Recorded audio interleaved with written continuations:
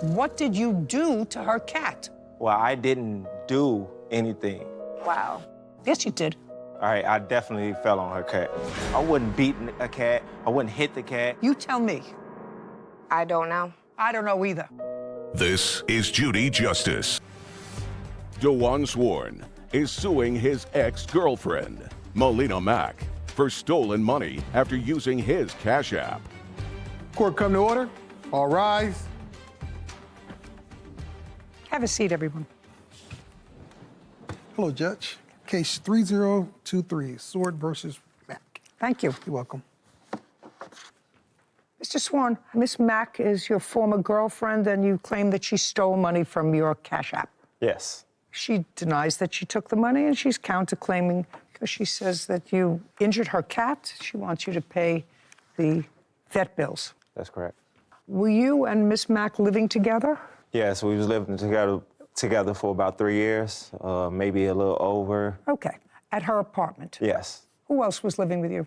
Her 2 children, her 2 daughters. So tell me about the withdrawal from your Cash App. When did that happen? All right, so around March 9th, yes.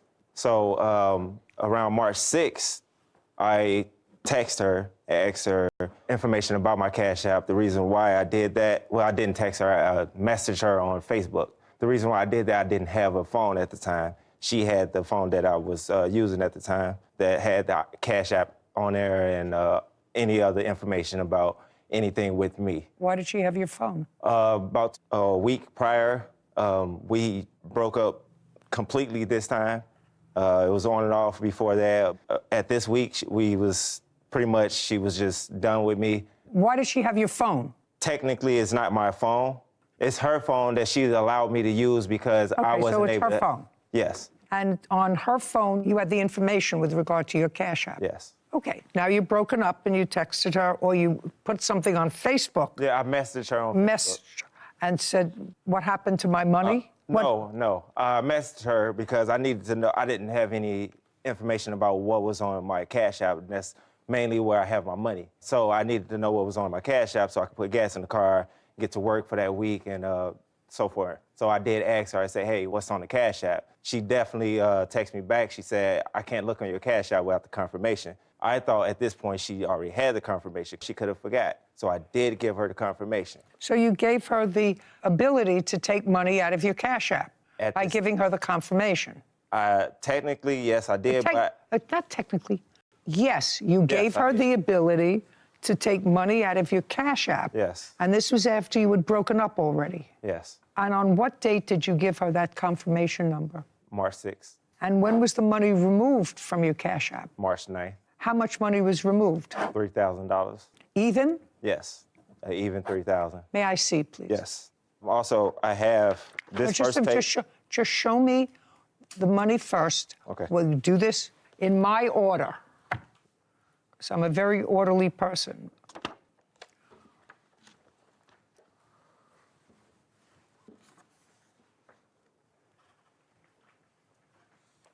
Would you look this up for me, please? Sure. I can't see it from here, do you?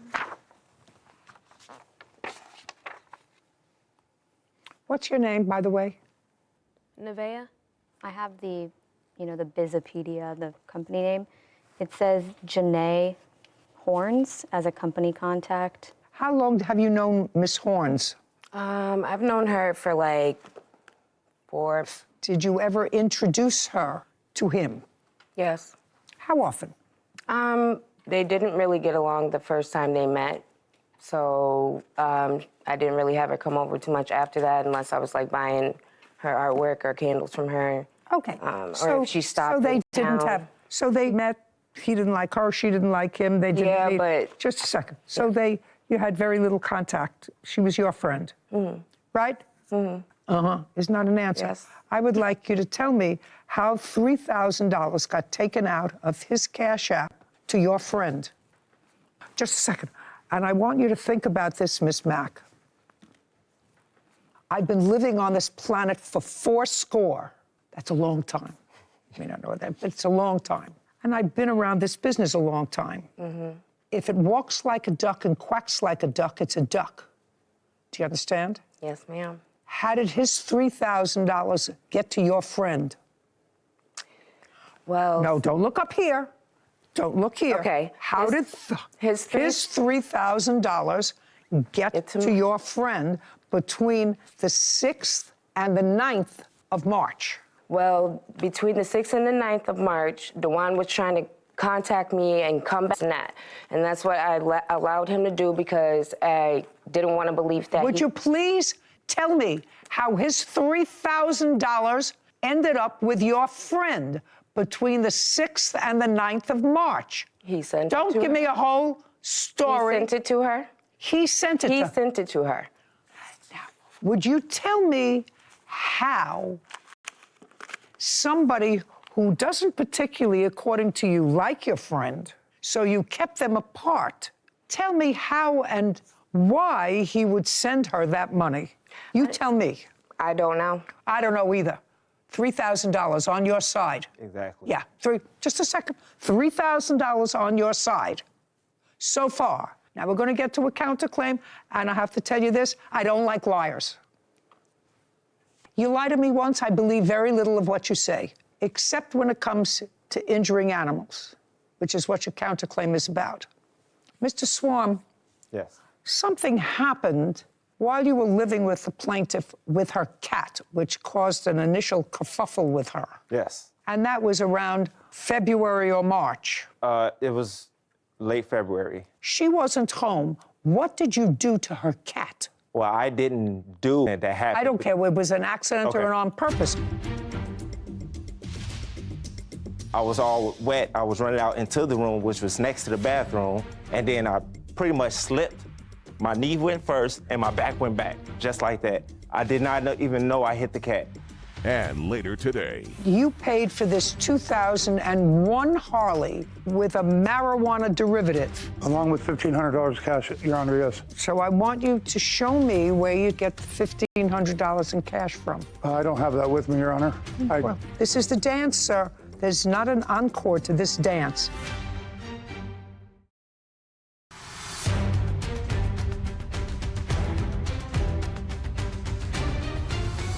Dewan Sworn claims his ex-girlfriend, Melina Mack, owes for stolen money from using his Cash App.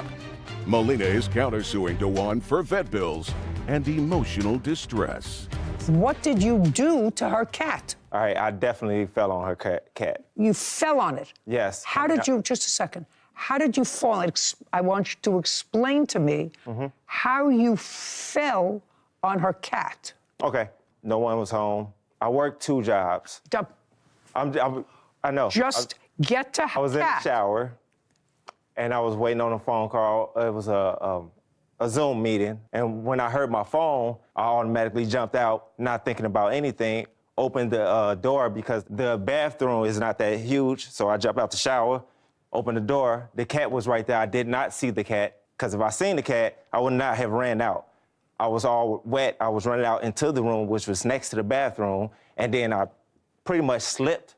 My knee went first, and my back went back, just like that. I did not even know I hit the cat. The cat must have ran initially when I got up, because when I got up, I was just holding my back and went into the room. I didn't see the cat. Several moments later, I was on the phone with the defendant, and I look over, the cat was on the couch just sitting there, and I see blood in his eye.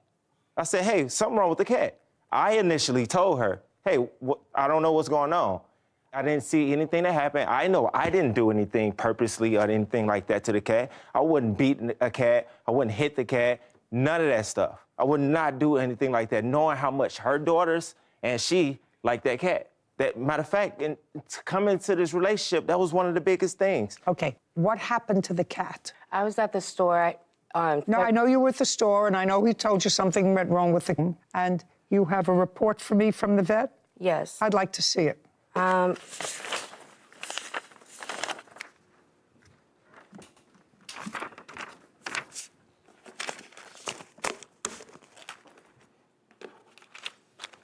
Cash payment 58, cash payment 60, cash payment 155.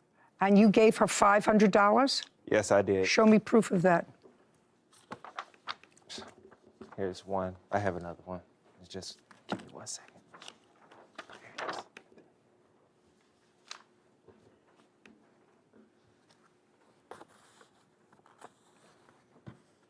March 8th, he sent you $500. Yes. Yeah, that covers your vet bill. More than covers this vet bill. He sent me okay. that. He sent me that because he was staying with me. He was supposed to be paying me while he was staying with me. Judgment for the plaintiff in the amount of $3,000. Thank you. Wow. Thank you. This court is Good job. adjourned. Wow.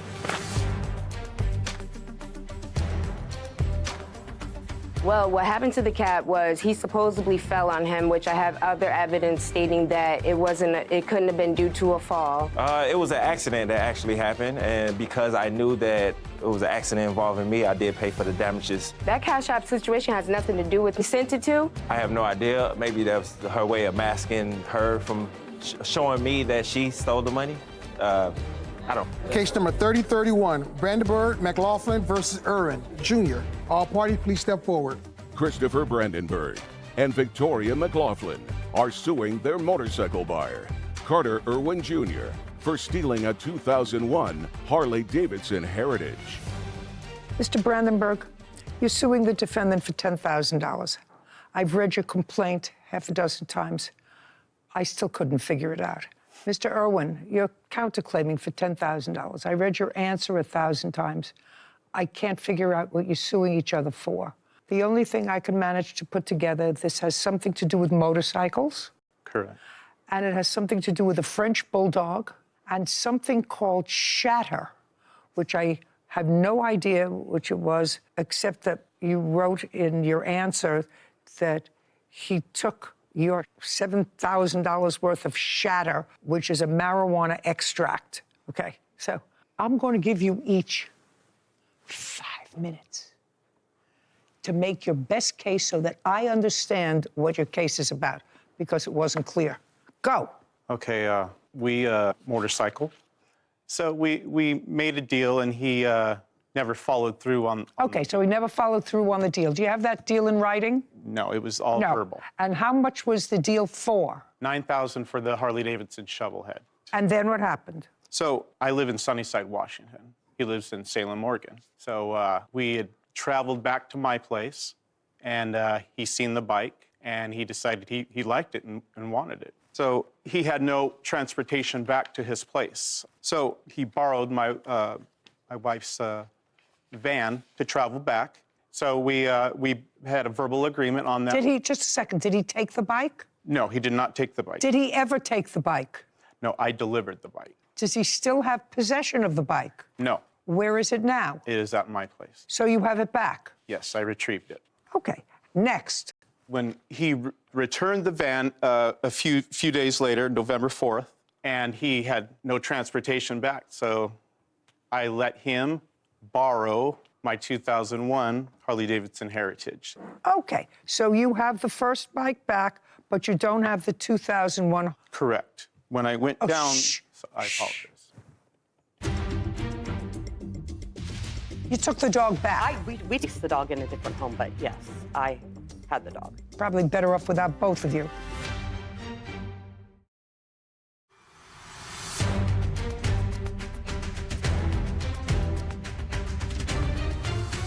Christopher Brandenburg and Victoria McLaughlin claimed their motorcycle buyer, Carter Irwin Jr., stole their Harley-Davidson Heritage.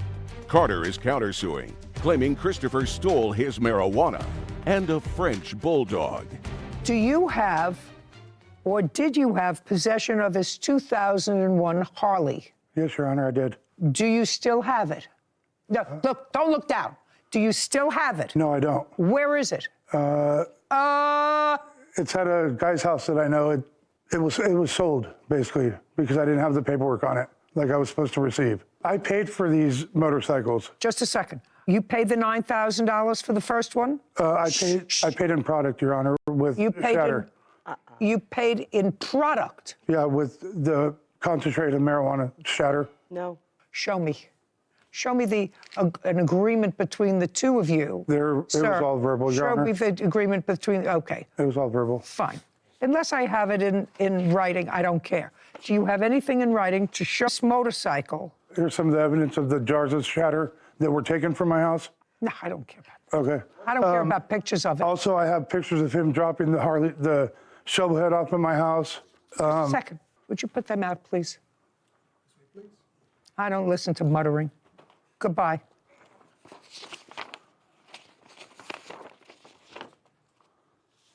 Is what you're telling me that you paid for this 2001 Harley, which you have, with a marijuana derivative? Along with $1,500 cash, Your Honor, yes.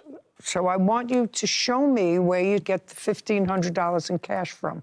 Well, see, we didn't do receipts. We didn't do a written contract. We didn't have any. I didn't ask you that. I want you to show me where you got $1,500 in cash from. You have a bank account. You withdrew $1,500 from the bank account. That's all I want to see. I don't have that with me, Your Honor. Well, this is the dance, sir. There's not an encore to this dance. There's Okay, only we have one a dance. text message saying that he was going to pay us $9,000. May He I- was going to transfer it. May I see it, please? Sure may. Okay, easy, This bottom one right here. easy.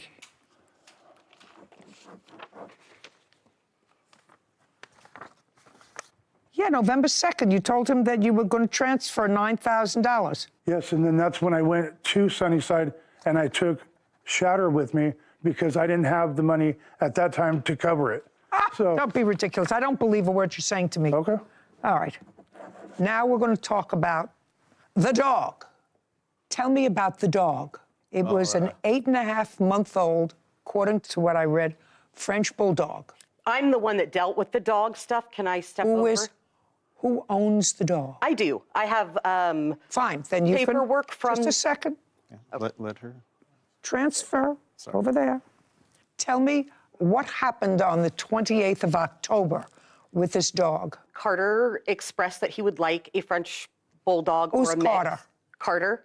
And so we discussed him being a guardian home. A guardian home is where they keep the dog, they feed it, water it, take care of it. It stays in their home, and then when I'm going to breed it, I get to breed the dog. And then after one breeding, then they own the dog free and clear. So that's what we had agreed on, is that he's supposed to feed and water the dog, the food that has to be of a certain quality. It has to have a backyard. It has to be fed. We found out from Carter's sister that he does not own his home, that there is not a fenced yard, and he... You took the dog back. We took the dog back. Just a second. Is it correct, Mr. Irwin, because there's a dispute about you have the dog now? I have placed the dog in a different home, but yes, I had the dog. Probably better off without both of you. They have the dog back. For all intents and purposes, whatever she did with this poor creature that is clearly just being used for money, you had possession of for a while, and you had an agreement that you could keep the dog after one litter? Yeah. I have a full fenced-in backyard. Just a second, I don't care. Oh, sorry. Just answer my question. Yes. That was your agreement. Yeah. And when they came to get the motorcycle back, they took the dog back with them. Yeah. You have a counterclaim. You want the dog. Yeah. You can't have it. The dog is gone now. It's some other poor home because none of you really have this dog's best interest at heart. As a pet, you're using it to make money. That's it. Okay, so this is my ruling in this very complicated case. They're going to get their motorcycle back. They're going to get that because you're going to tell me in a neutral location and a time and a date when. Tell me now. Let's say the 15th. 15th of this month? Yeah. 15th. Where should they pick it up? Anywhere. Anywhere in Salem. The police station? Police station. Yeah, that'll Great. work. What time of day? I'd say by noontime. Noon. High noon. High noon on the 15th. Motorcycle transfer. The puppy is in another home. This case is over. Goodbye. This court is adjourned. I thought she was firm but fair. I mean, everything he said was fabricated. Well, I don't agree with it, but it is what it is, and I'll make it right. That the girlfriend handed the dog over. He never owned the dog. He was supposed to be being a guardian home for it. Well, they didn't give me an opportunity to. They just came to my house, physically took the dog out of my old lady's hands. And he wasn't treating the dog how we felt was appropriate. There isn't a friendship. Oh, it's done and over. I would suggest that nobody do business with that guy or even, associate with. The morning sun filtered through the tall windows of the courthouse, casting long and steady shadows across the polished wooden floors. Inside the courtroom of Judge Judy Justice, The atmosphere was one of solemnity mixed with a quiet hum of human drama. The air felt heavy with the weight of unresolved stories, and his expression a mixture of fatigue and hope. Across from him stood Melina Mack, a woman with whom he had shared life for over 3 years. Their history was a tapestry of shared moments, now frayed by the sharp edges of a bitter breakup. The court officer called for everyone to rise. When Judge Judy Justice entered the room, her presence was commanding, yet there was a keen sense of wisdom in her eyes. She took her seat and signaled for the others to do the same. She looked down at the documents for case number 3023, the matter of Swarn versus Mack. The judge began by laying out the foundation of the dispute. Mr. Swarn, she noted, was claiming that his former girlfriend had stolen money from his electronic cash application. Miss Mack, on the other hand, denied the accusation and had filed a counterclaim. She alleged that Mr. Swarn had injured her cat and was seeking payment for the resulting veterinary bills. Mr. Swarn began his testimony. He explained that he and Miss Mack had lived together for approximately 3 years, or perhaps a little longer. They had shared an apartment where her 2 daughters also resided. The conflict had reached a boiling point around March 9th of the year 2023. A few days prior, on March 6th, he had contacted her via a social media messaging telephone at the time. He had been using her phone previously, but after their final breakup a week earlier, he was left without access to his financial information. He explained to the judge that although it was technically her phone, he had all his cash application details stored on it.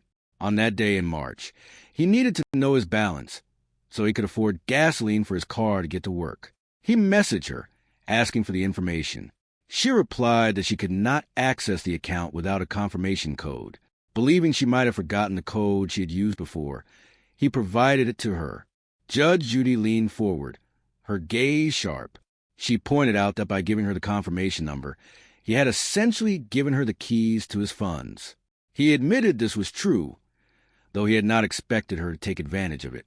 On March 9th, the sum of exactly $3,000 was removed from his account. The judge asked to see the evidence of the transaction. She noticed the name of a company contact, Janae Horns, associated with the transfer. When questioned, Miss Mack admitted she had known Miss Horns for about 4 or 5 years. She claimed that Mr. Swarn and Miss Horns did not get along and rarely interacted. The judge, ever skeptical of coincidences, questioned how $3,000 could travel from the account of a man who spoke of her long experience on the planet, mentioning she had lived for 80 years and had seen many such cases. She used a classic analogy that if something walks like a duck and quacks like a duck, it is indeed a duck. She pressed Miss Mack for the truth. Miss Mack attempted to tell a story about Mr. Swarn trying to reconcile with her during that period, but the judge insisted on a direct answer. Miss Mack eventually claimed that Mr. Swarn had sent the money to the friend himself. The courtroom fell silent as the judge weighed this claim. It seemed highly improbable that he would send such a large sum to someone he did not like. The judge made it clear that she did not tolerate dishonesty. She then shifted the focus to the counterclaim regarding the cat. Mr. Swarn recounted an incident from late February. He had been home alone and was preparing for a video conference call. He heard his phone ring and jumped out of the shower in a hurry. The bathroom was small and the floor was wet. As he rushed out, he did not see the cat standing right outside the door. He slipped on the wet floor, his knee going forward and his back swinging back. In the chaos of the fall, he accidentally landed on the feline. He insisted it was a pure accident. He told the court he would never intentionally harm an animal, especially one that meant so much to Miss Mack and her daughter. He noticed the cat sitting on the couch with blood in its eye. He immediately informed Miss Mack that something was wrong, though at first he was not entirely sure what had happened during the fall. Miss Mack had taken the cat to the veterinarian and presented the bills to the court. However, it was revealed that Mr. Swarn had already sent her $500 on March 8th, which more than covered the veterinary expenses. The judge concluded that the debt for the cat had been settled. She ruled in favor of the plaintiff, Mr. Swarn, in the amount of $3,000, effectively ending the first chapter of the day. As the parties left, there was a sense of relief from Mr. Swarn. He had sought justice and found it. He had taken responsibility for the accident with the cat, showing his integrity, while the truth about the missing money had been brought to light. The court then moved to case number 3031, involving Christopher Brandenburg, Victoria McLaughlin, and Carter Irwin Jr. This case was a tangled web of motorcycles, a puppy, and a dispute over a substance known as shatter, which was a derivative of marijuana. Mr. Brandenburg explained that he and Mr. Irwin had made a verbal agreement regarding a Harley-Davidson shovelhead motorcycle valued at $9,000. The deal had become complicated when Mr. Irwin borrowed a van and later a second motorcycle, a $2,000 on the original payment.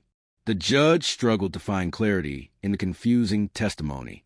There were claims of payment made in product rather than currency. Mr. Irwin asserted he had paid for the motorcycles using $1,500 in cash and a large quantity of shatter. When asked for proof of the cash, he had none. He claimed they did not use receipts or written contracts. The judge remained unimpressed. She noted that without written documentation, his claims carried little weight. She looked at a text message from November 2nd where Mr. Irwin had promised to transfer $9,000, which contradicted his story of paying with marijuana extracts. The dispute then turned to a young French bulldog. Miss McLaughlin explained that they had intended for Mr. Irwin to provide a guardian home for the puppy. This arrangement meant he would care for the dog until it was time for breeding, after which he would own the dog officially. However, they discovered that his living situation was not as he had described. There was no fenced yard, and he did not own his home.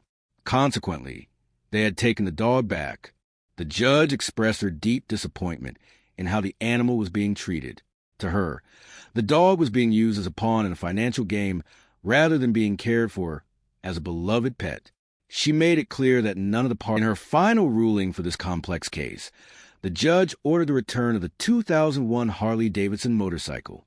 She instructed Mr. Irwin to meet the plaintiffs at a neutral location, the local police station, at high noon on the 15th of the month, to complete the transfer. She denied the counterclaim for the dog, stating the animal was already in another home and would not be returned to a situation where it was viewed merely as a source of profit. As the court adjourned, the judge reflected on the lessons of the day. She spoke of the importance of honesty and the responsibility humans have toward the creatures in their care. She was saddened by the trend of treating certain dog breeds as commodities. It was an affront to her sensibilities as an animal lover. The day ended with a sense of order restored. Though the disputes were born of broken trust and misunderstandings, the light of justice had managed to find its way through the complexity of human nature. The participants walked away, perhaps a bit wiser, carrying with them the heavy but necessary lessons of accountability and compassion. The morning sun filtered through the high windows of the courtroom, casting long and steady shadows across the polished mahogany benches. It was a place where stories converged, where the tangled threads of human lives were brought to be unraveled by the sharp mind of justice. The atmosphere was heavy with association.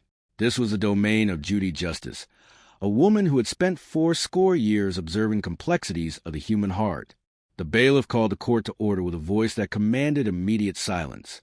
All rise, he directed, and the small crowd stood as one. Judge Judy took her seat, her presence filling the room with an aura of unwavering authority. Case number 3023, Swarn versus Mack, the bailiff announced. DeJuan Swarn stepped forward, his face etched with a mixture of hope and exhaustion. Opposite him stood Malina Mack, her expression guarded and cold. They had once shared a life, a home, and the laughter of 2 daughters for more than 3 years. Now, they stood as strangers divided by a digital ledger and a series of unfortunate events. The judge looked over her spectacles, her eyes scanning the room. Mr. Swarn, she began, her voice crisp and clear. Ms. Mack is your former girlfriend, and you claim that she stole money from your cash application. Is that correct? Yes, DeJuan replied, his voice steady but soft. She denies this. The judge continued, and she is counterclaiming because she says you injured her cat. She wants you to pay the veterinary bills. Is that correct? That is correct, DeJuan said. The Storn book. DeJuan explained that they had lived together in Malina's apartment with her 2 children. Their relationship had been a series of ups and downs, an on and off cycle that finally came to a complete halt in March. When they broke up, DeJuan found himself without a phone. He had been using Malina's phone, and that device held the keys to his financial life, including his cash application. On the 6th of March, 2023, Dewan reached out to Melina through a social media message. He needed to know how much money he had left so he could buy gasoline for his car and get to work. Melina told him she could not access the account without a confirmation code. In a moment of misplaced trust, Dewan gave her that code. And when was the money removed? The judge asked. March 9th, Dewan answered. $3,000 exactly. The judge leaned forward, her interest peaked. She looked at the records. The money had been transferred to a company contact named Janae Horns. As it turned out, Janae was a close friend of Melina, a woman who sold artwork and candles. Melina claimed that Dewan must have sent the money himself, despite the fact that they did not get along, and he had no reason to give a stranger such a large sum. Judge Judy shook her head. I have been on this planet for a long time. Duck. It is a duck. Do you understand? The conversation then shifted to the cat. Melina's counterclaim centered on an incident that occurred in late February. Dewan explained the situation with a sense of genuine regret. He had been in the shower, rushing to attend a digital meeting on his phone. When he heard the notification, he jumped out, dripping wet and frantic. The bathroom was small, and as he hurried into the next room, his feet slipped on the damp floor. I fell, Dewan explained. My knee went first, and my back went back. I did not even know I hit the cat. Later, he saw blood in the cat's eye and immediately informed Melina. He insisted it was an accident, a clumsy moment born of haste. He had even given her $500 to help cover the veterinary bills, an amount that more than covered the actual costs. The judge saw the truth in his eyes. It was not an act of malice, but a simple, unfortunate mishap. After reviewing the evidence, the judge reached her verdict. Melina had used her friend as a shield to hide the theft of $3,000. The judge ruled in favor of the plaintiff, ordering Melina to return the full amount. As the parties left the room, Dewan felt a weight lift from his shoulders. Justice had been served, not just for the money, but for the truth of his character. The number 3031 involved a dispute over motorcycles and a small dog. Christopher Brandenburg and Victoria McLaughlin were suing Carter Irwin Jr. for $10,000. The case was a labyrinth of verbal agreements and unconventional trades. Christopher and Carter had made a deal for a $9,000 Harley-Davidson motorcycle. However, the payment was not made in traditional currency. Instead, Carter claimed he had paid using a marijuana derivative known as shatter, along with $1,500 in cash. Judge Judy found the entire situation absurd. Show me the agreement, she demanded. It was all verbal, Carter replied. The judge was not moved by stories of unrecorded cash or illegal products. She focused on the facts that could be proven. There was also the matter of a French bulldog. Victoria had allowed Carter to take the dog under a guardian home agreement, where he would care for the animal in exchange for future breeding rights. However, upon discovering that Carter did not have a fenced yard and was not providing the required level of care, Victoria took the dog back. The judge looked at the parties with a sense of disappointment. You are using this poor creature to make money, she said. That is all it is. She ordered a simple resolution. The motorcycle station, at high noon on the 15th of the month, the dog, which had already been placed in a new and better home, would stay there away from the chaos of these business dealings. As the court adjourned, Judge Judy reflected on the day. She had seen the best and worst of human nature. She had seen a man take responsibility for a clumsy accident and a woman try to deceive her way into wealth. She had seen people treat animals as commodities rather than companions. It was a reminder that while the law is made of rules and statutes, justice is ultimately about the truth of our actions and the kindness we show to one another. She hoped that the little French bulldog was finally resting in a home where it was loved for its spirit, not its value. It was a small comfort in a world that often felt too focused on the bottom line. With a final sigh, she gathered her papers and prepared for the next day, ready to face whatever stories would walk through her doors. The echoes of integrity in the Hall of Justice. The sun rose over the city, casting long shadows across the stone steps of the courthouse, a place where the tangled threads of human lives were often brought to be unraveled. Inside the hallowed halls of Justice Judy Justice, the air was thick with the scent of old paper and the quiet hum of anticipation. This was a place where truth was the only currency that mattered. Sharp eyes of the law. The first case of the day involved two individuals whose history was a tapestry of shared years and sudden departures. DeJuan Swarn, a man who carried himself with a quiet but firm resolve, stood on one side of the room. On the other side stood Malina Mack, his former girlfriend, whose expression remained guarded as she prepared to defend her actions. They had shared a life for over 3 years, a time during which 2 daughters had grown and a cat had become a silent witness to their domestic journey. The honorable judge took her seat, her presence commanding immediate silence. She looked down at the documents before her, her mind already dissecting the claims.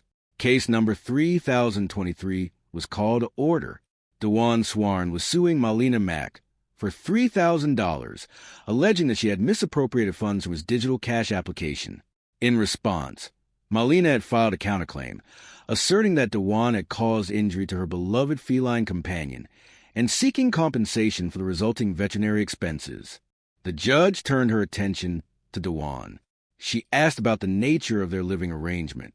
DeJuan explained that they had lived together in Malina's apartment for a little over 3 years. It was a home filled with the energy of her 2 daughters. However, the 23, DeJuan began to recount the events.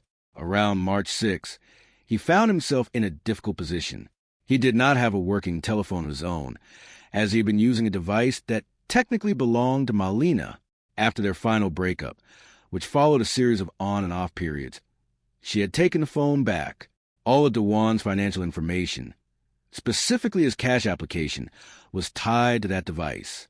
Needing funds for basic necessities like gasoline to get to his place of employment, DeJuan reached out to Malina via a social media messaging platform. He asked her to check the balance on his account. Malina replied that she could not access the information without a confirmation code. In a moment of trust, or perhaps out of sheer necessity, DeJuan provided her with that code. He believed she might have already known it from previous use, but he gave it to her again on March 6th. By March 9th, $3,000 had vanished from his account. It was a clean, even sum of $3,000. DeJuan presented a document to the court showing the transaction. The judge, known for her orderly nature and her ability to spot a falsehood from a mile away, turned to Malina. She questioned her about a company contact named Janae Horns. Malina admitted to knowing friends, though Janae and DeJuan did not particularly get along. Malina would occasionally buy artwork or candles from her. The judge's voice was steady but stern. She spoke of her long experience on this planet, spanning 80 years. She told Malina that if something walks like a duck and quacks like a duck, it is inevitably a duck. She demanded to know how $3,000 had moved from DeJuan's account to Malina's friend between the 6th and the 9th of March. Malina attempted to weave a story of DeJuan trying to reconcile, but the judge was not interested in narratives that detoured from the central facts. Malina eventually claimed that DeJuan had sent the money himself. The judge found this highly improbable. Why would a man send $3,000 to a person he did not like? It was a mystery that only dishonest intentions could explain. The conversation then shifted to the injured cat. The judge noted that she had a particular disdain for those who harmed animals. DeJuan admitted that an accident had occurred in late February. He had been in the shower, rushing to attend a digital meeting on his phone. When he heard the call, he jumped out, wet, and hurried. The bathroom was small, and as he ran into the adjacent room, he slipped. His knee went down, his back went out, and in the chaos of the fall, he had landed on the cat. He did not even when he saw blood in the cat's eye while sitting on the couch. He insisted it was never intentional. He told Malina immediately that he did not know what had happened, but that he would never purposely hurt an animal, knowing how much she and her daughters loved the cat. Malina had taken the cat to the veterinarian and provided the court with the bills. However, the evidence showed that DeJuan had already sent her $500 on March 8th. This amount more than covered the veterinary costs. The judge saw the situation clearly. The $500 paid for the accidental injury, but the $3,000 taken from the account was a separate matter of dishonesty. She ruled in favor of DeJuan Swarn in the amount of $3,000. As the session ended, the sense of justice being served was palpable. DeJuan felt a weight lift from his shoulders, while Molina was left to reflect on the consequences of her choices. But the day in court was far from over. A second case, number 3031, was called. This dispute involved Christopher Brandenburg and Victoria McLaughlin against Carter Irwin Jr. It was a complex web of claims involving a 2001 Harley-Davidson motorcycle, a French bulldog, and a substance known as shatter. The judge admitted that even after reading the complaints and answers, she gave each party 5 minutes to present their best case. Christopher explained that he and Carter had made a verbal agreement regarding a motorcycle. The deal was for $9,000 for a shovelhead model. Carter had visited Christopher's home in Washington, but had no transportation back to Oregon. Christopher, in a gesture of goodwill, lent him his wife's van and later a 2001 Harley-Davidson Heritage. While the first bike was eventually returned, the second one was not. The plot thickened with a mention of a French bulldog. Victoria explained that they had agreed to let Carter act as a guardian home for the dog. The agreement was that he would care for the animal, and after one breeding, the dog would be his. However, after learning that Carter did not have the proper facilities, such as a fenced yard, they took the dog back. Carter's defense was unusual. He claimed he had paid for the motorcycles not with traditional currency, but with a product called shatter, a concentrated derivative of marijuana. He also claimed he had provided $1,500 in cash. When asked for proof of this cash withdrawal from a bank account, Carter had none. The judge's patience wore thin. She did not believe the story of the marijuana derivative being used as payment for a high-value motorcycle. She looked at the $10, a promise that was never fulfilled. As for the dog, the judge expressed a deep sadness. She observed that every decade, a certain breed of dog becomes a popular trend, leading people to breed them for profit without any knowledge of proper care. It outraged her that these living creatures were often treated as mere commodities to be discarded or used for financial gain. The ruling was firm. The motorcycle was to be returned to Christopher and Victoria at a neutral location, a police station, at high noon on the 15th of the month. The dog had already been placed in a new home, and the judge hoped the animal would finally find the peace and care it deserved, away from the disputes of those who saw it only as a source of income. The courtroom cleared, the echoes of the gavel still lingering in the air. The day had been a testament to the fact that while human relationships can be messy and filled with misunderstandings, the pursuit of truth and the protection of the innocent, whether human or animal, remain the cornerstones of a civilized society. The lessons of the day were clear. Honesty is the only path to peace, and every living being deserves to be treated with dignity and respect. The judge stood up, her duty performed. She had seen the best and worst of human nature that day, yet she remained steadfast in her belief that justice, though sometimes difficult to find, was owed. The city outside continued its busy hum, unaware of the small but significant victories for truth that had just taken place within those walls. The sun was now high in the sky, illuminating the world with a bright, unforgiving light. For Dewan, it was a new beginning. For Christopher and Victoria, it was the end of a long struggle. And for the animals involved, it was a chance for a better life. In the end, the law had done its work, sorting through the chaos to find the simple, enduring truths that bind us all together.